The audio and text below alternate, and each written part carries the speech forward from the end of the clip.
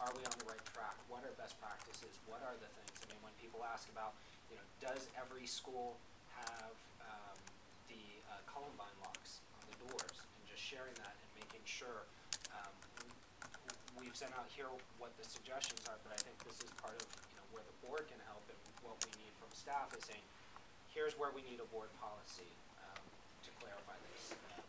But just having something that we want to mix the unique, they're very different campuses, where some campuses are very open, and so what works there may not work somewhere else.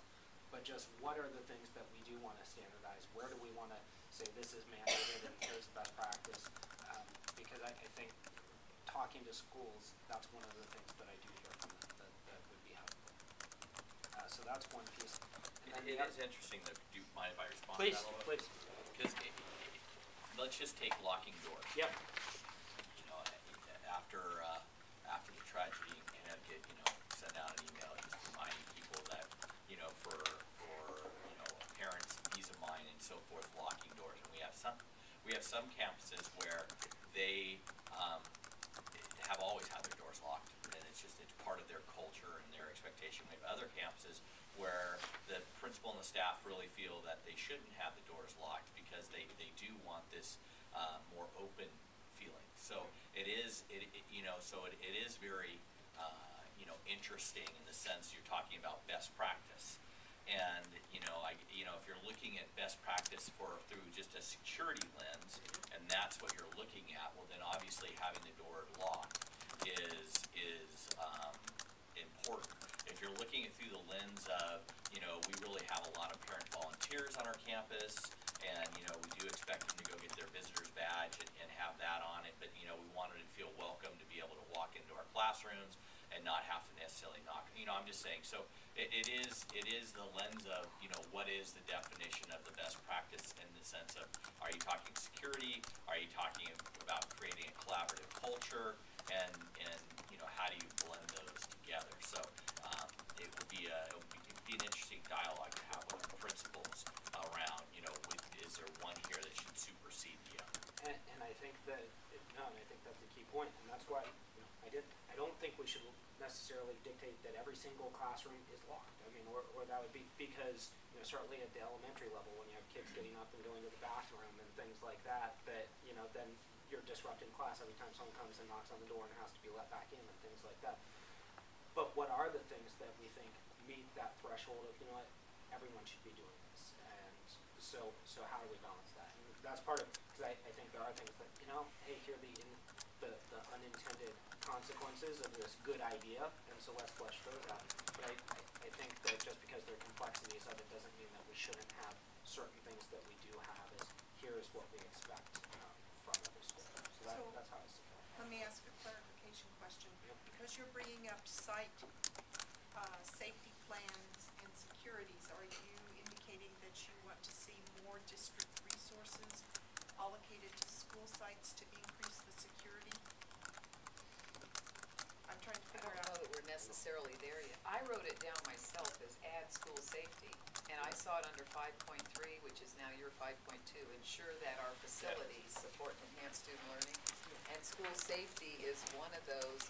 I don't know if we're right to the point of allocating resources, but I would think the whole point of this is what Brian Peer was saying earlier, is that starts to kind of drive where do we need that. So just like in negotiations, you lay it all out and say, do we need to work on this goal over here? Maybe right now we need to shift over to some school safety as a priority for a while, and look at those Columbine locks, look throughout our district and say maybe we should pump a little money over here, and then that priority might shift. But I thought school safety, I was going to put that in with our facilities, and then that helps us set priorities in terms of where we're going to expend money, and those ebb and flow.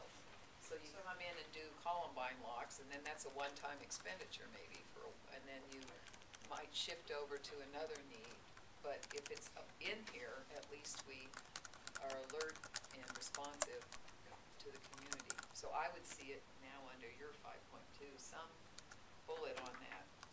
Because Jonathan referenced that too earlier, where he said, feeling safe. is part of enhancing learning. If I think Bill said something about that as well, going on a campus and not feeling safe, I'm not gonna go there and learn. Well, I just want to share, that this is March first, by Ed Code, all schools have to review their safety plans. Yeah. So we're actually in the process of doing that district-wide. And so this coming, Wednesday, Jonathan is actually working with the site administrator or the identified, person on a particular campus to do with safety. And so as it relates just to safety plans. Yep. We're in the process of reviewing, safety plans.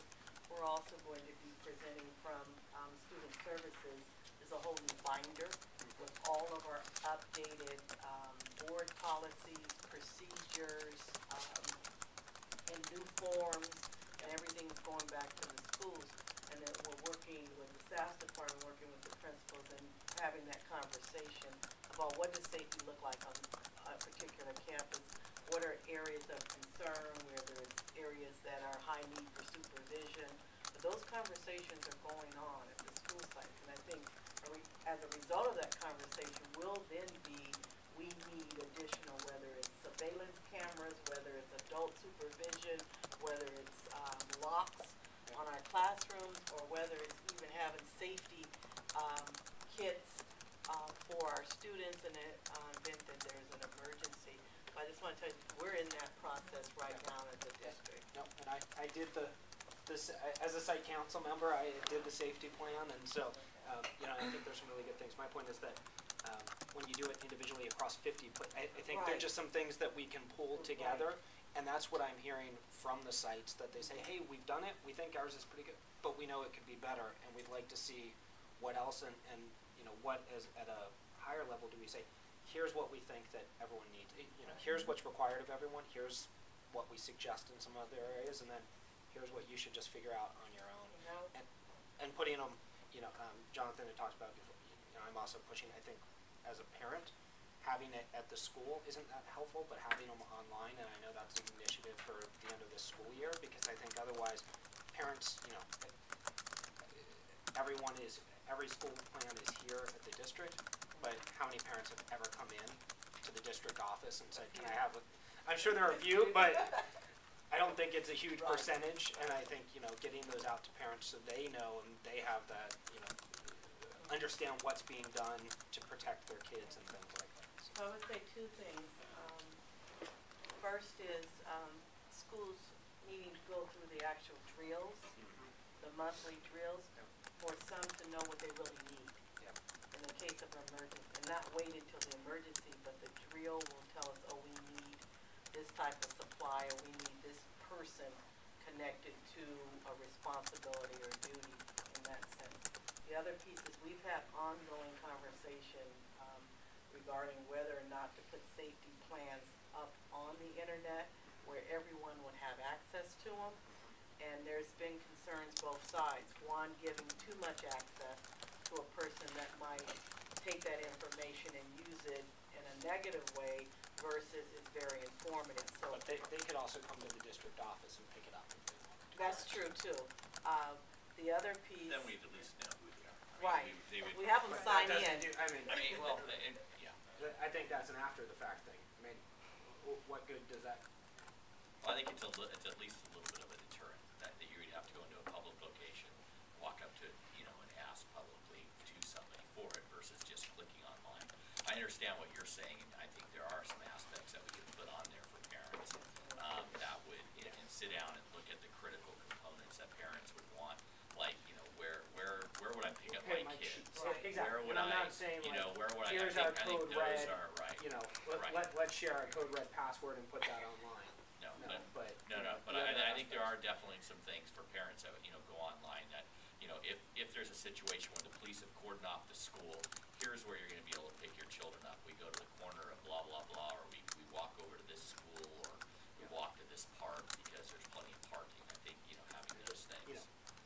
And one of the things at Monte Gardens was we had, member, and I know a lot of other schools do this, have a member of the police department who comes through and gives and, being able to share that information that, this officer on this date came Right. through and helped with, providing that to parents as well, so that they